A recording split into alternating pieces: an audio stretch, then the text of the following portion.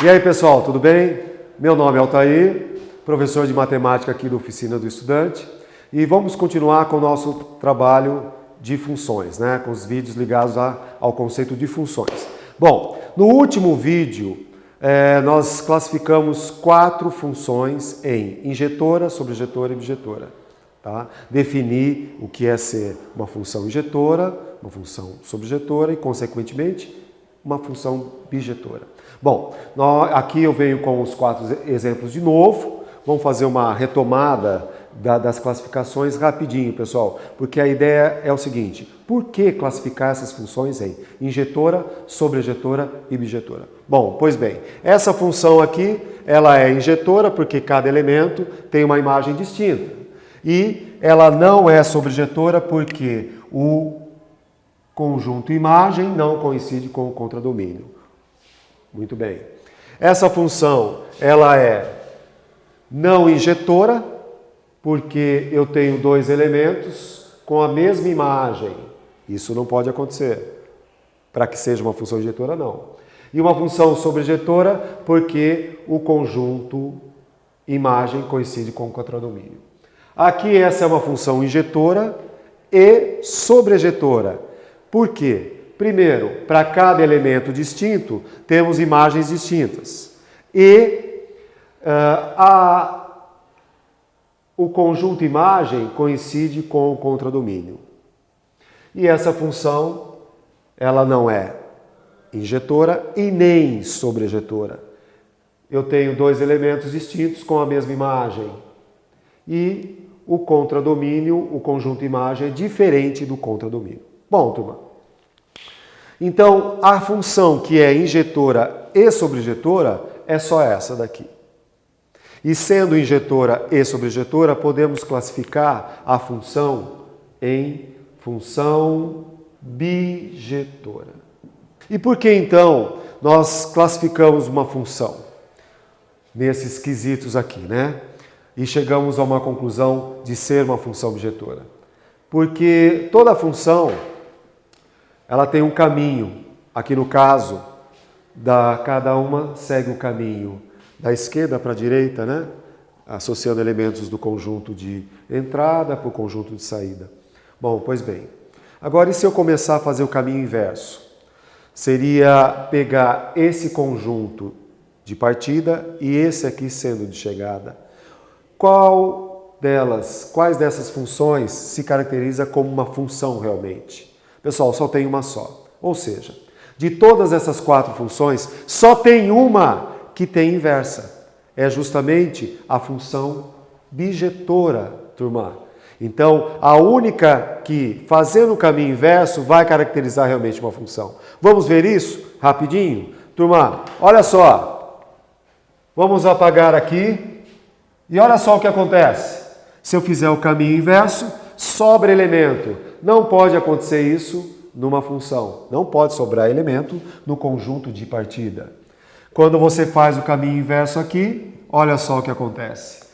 A flecha acerta 2 valores distintos. Isso também não acontece em uma função. Bom, pois bem, olha só aqui. Se eu fizer o caminho inverso, olha que beleza. Aqui cada elemento tem a sua imagem distinta e todos os elementos estão associados a um único. Então, a função bijetora, toda a função bijetora, sabe o que você pode concluir dela? Que existe a função inversa. Bom, essa aqui não precisa falar nada, né, turma? Não é nem injetora nem sobrejetora. Então, a importância de você classificar uma função em uma função bijetora é porque, com certeza, ela pode fazer o caminho inverso. Olha, veja bem, a função f, ela pega elementos do conjunto A, soma mais 4. O que a função inversa faz? A operação inversa, ela tira 4. 5 tira 4, 1. 6 tira 4, 2. 7 tira 4, 3. Muito bem. A partir de agora, turma, eu vou falar sobre funções inversas e como obtê-las. Em alguns casos, tá? Desde o mais fácil ao mais difícil. Então, todas as funções que eu vou trabalhar a partir de agora são funções bijetoras. Ok, turma? Então, vamos para um exercício onde eu vou obter uma função inversa. Bom, turma, depois que você já sabe qual a finalidade de você classificar uma função objetora, porque aí você pode afirmar que existe a inversa dela, eu vou pegar um exemplo simples agora para a obtenção de uma função inversa. Tá?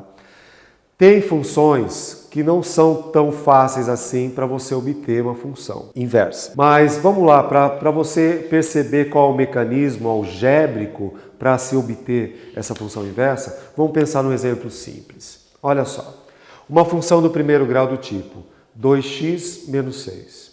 Toda função do primeiro grau, turma, é uma função objetora. Existe a inversa dela. Por quê? Porque ela é injetora, sobrejetora na definição, tá. Existe uma função inversa. A questão é, qual é a função inversa? Então, existem, na maioria das vezes, você faz 2 passos para obter a função inversa, ok? Primeiro passo, nós trocamos as variáveis. Então, f de x, para nós, é o y. Então, y é igual a 2x menos 6.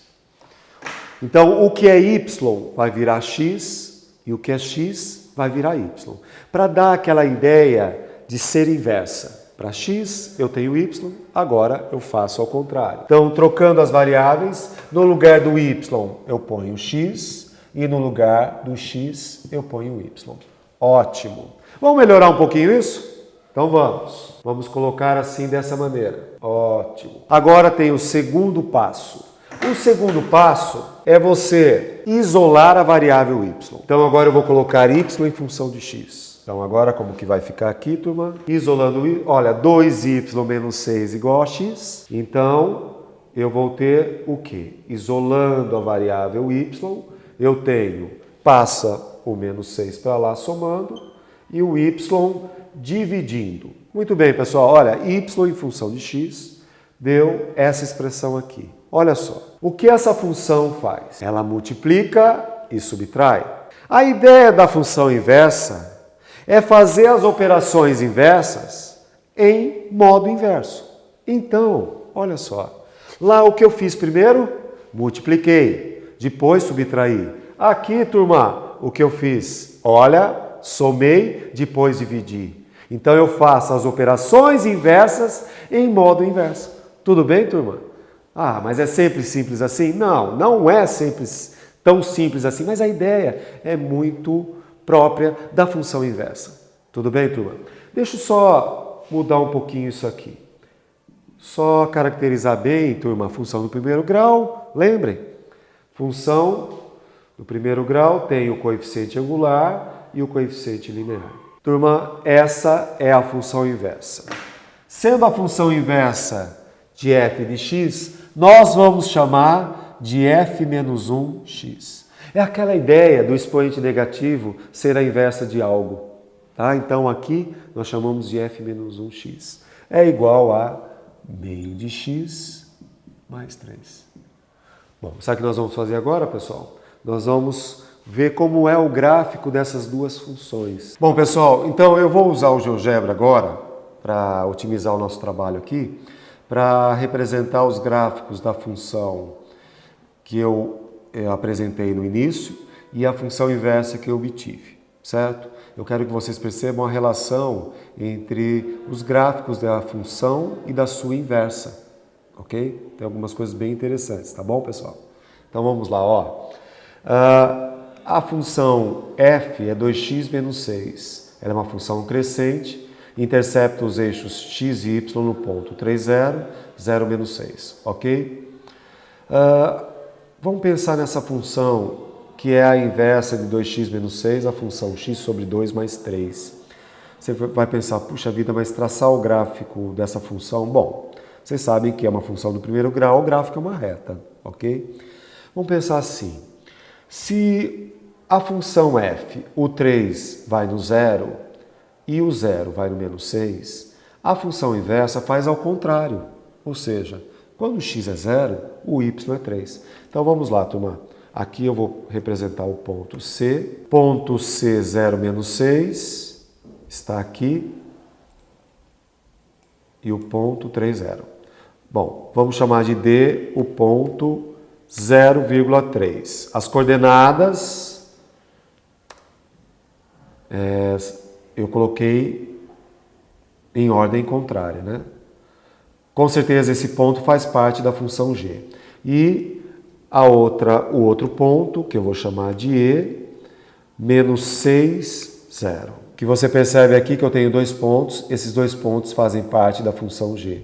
Então eu vou agora representá-la. Essa é a função inversa. G de x é a inversa de f de x. Elas se interceptam num ponto. A maioria das funções, quando se trata da função do primeiro grau, a maioria delas se interceptam num ponto. Não são todas, ok? Mas quando elas se interceptam num ponto de coordenadas iguais, que está aqui. Mas por que de coordenadas iguais? Porque, na verdade, elas se interceptam num ponto que faz parte também de uma outra reta, que é essa reta que está em preto aqui, que é a função identidade, y igual a x. Essa função identidade, turma, todos os pontos têm as mesmas coordenadas. Por isso, pelo fato das retas se interceptarem no ponto que faz parte da função identidade, então o ponto de intersecção tem coordenadas iguais.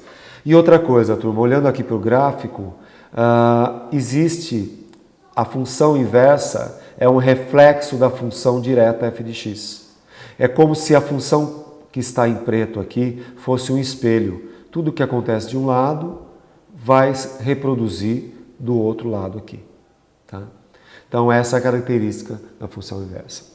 No próximo vídeo eu vou representar uma outra função um pouco mais elaborada, no gráfico também, e obter a função inversa dela, e vocês vão perceber a relação. Então pessoal, até o próximo vídeo. Se vocês gostaram, por favor, curtam lá, tá? E obrigado. Até mais.